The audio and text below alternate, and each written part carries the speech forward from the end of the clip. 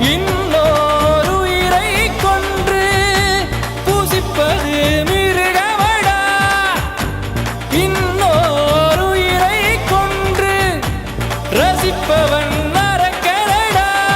யாருக்கும் தீங்கன்றி வாழ்பவன் மனிதன், ஊருக்கே வாழ்ந்து உயர்ந்தவன் புனிதன். யாருக்கும் தீங்கன்றி வாழ்பவன் மனிதன், ஊருக்கே வாழ்ந்து உயர்ந்தவன் புனிதன். நேற்று வரைக்கும் மனிதனப்பா, இன்று முதல் நீ புனிதனப்பா. நேற்று வரைக்கும் மனிதனப்பா, இன்று முதல் நீ புனிதனப்பா.